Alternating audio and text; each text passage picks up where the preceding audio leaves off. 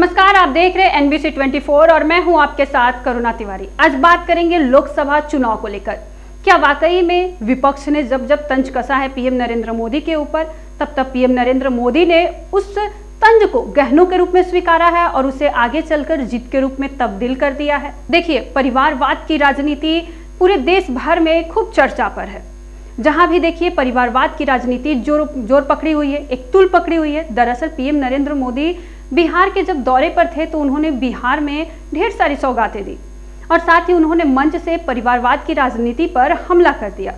अब इधर जब पटना के गांधी मैदान में जन विश्वास महारैली हो रही थी, तब सुप्रीमो लालू प्रसाद यादव ने पीएम नरेंद्र मोदी के ऊपर हमला करते हुए, पलटवार करते हुए उन्होंने कहा, मोदी का परिवार कौन। अब मोदी जी के जितने भी समर्थक हैं और बीजेपी कार्यकर्ता हैं, वो सारे लोग अपने सोशल मीडिया प्लेटफॉर्म पर मोदी का परिवार लिख रहे हैं। लेकिन यहाँ बात मैं कर रही हूँ लोकसभा चुनाव के ऊपर। अब बात समझने वाली है कि लोकसभा चुनाव में जब विपक्ष ने तंज कसा है नरेंद्र मोदी के ऊपर, क्या वाकई नरेंद्र मोदी ने उस तंज को जीत के रूप में बदल दिया है। चलिए आपको बताते हैं कि कब विपक्ष ने पीएम नरेंद्र मोदी के ऊपर हमला किया और उस हमले को, यानी जो तंज कसा गया, कटाक्ष किया गया, उस कटाक्ष को पीएम नरेंद्र मोदी ने जीत के रूप में तब्दील कर दी। बात करते हैं 2007 की, जब पीएम नरेंद्र मोदी गुजरात विधानसभा की चुनाव लड़ रहे थे मुख्यमंत्री बनने के लिए। तब सोनिया गांधी द्वारा उनके ऊपर एक कटाक्ष किया जाता है, उन्हें मौत का सौदागर कहा जाता है। लेकिन पीएम नरेंद्र मोदी ने उस वक्त उस मौत के सौदागर, यानी कि जो बोला गया था, ये कटाक्ष किया गया था, उसे लेकर उन्होंने इसे पूरे चुनाव में मुद्दा बना लिया और सारा गुजरात का चुनाव का केंद्र खुद पर फोकस कर दिया और वहां पर बीजेपी की सरकार एक बहुमत से बनी और जीत भी हासिल की। अब बात करेंगे 2012 के गुजरात विधानसभा चुनाव की, जहां पर केंद्र में कांग्रेस की सरकार थी और कांग्रेस के कुछ नेताओं ने फिर से पीएम नरेंद्र मोदी के ऊपर उस वक्त तंज कसा था, जो कि कहा था कि एक अभियान चलाया गया था, अगर नरेंद्र मोदी इस बार जीत गया गुजरात में तो अगला प्रधानमंत्री वही होगा। फिर क्या था, नरेंद्र मोदी ने इसे एक जीत के रूप में स्वीकार कर लिया और इसे फिर से एक गहने के रूप में बदल दिया।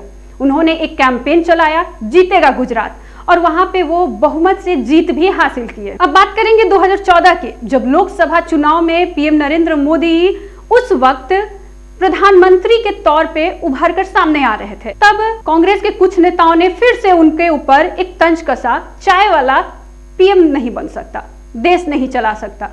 लेकिन ये भी नरेंद्र मोदी के अंदर की एक बात है कि उन्होंने इसे भी गहनों के रूप में स्वीकारा और फिर से उस तंज को जीत के मंत्र के रूप में अपना लिया और उसे बदल भी दिया।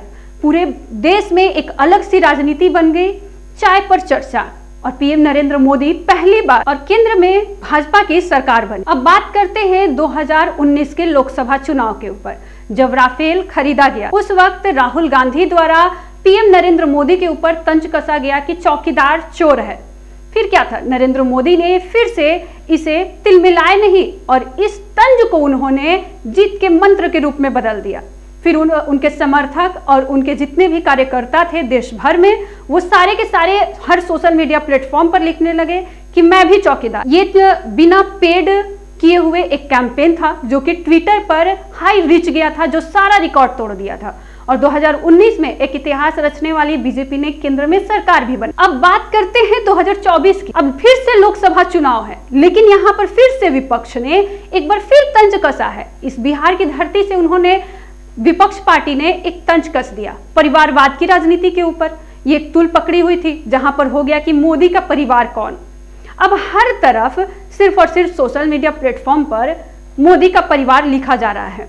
तो क्या वाकई में विपक्ष ने एक ऐसा तंज कसा जिसे जीत के रूप में, जीत के फॉर्मूला के तौर पर पीएम नरेंद्र मोदी उसे बदल देंगे? ये देखना बड़ा ही दिलचस्प होगा इस बार के लोकसभा चुनाव में। तो आप भी कमेंट कर जरूर बताएं कि क्या वाकई में विपक्ष द्वारा कसी हुई तंज पीएम नरेंद्र मोदी का ये जो लाया हुआ मंत्र है कि मोदी का परिवार पूरे देश भर में जादू चला पाएगी?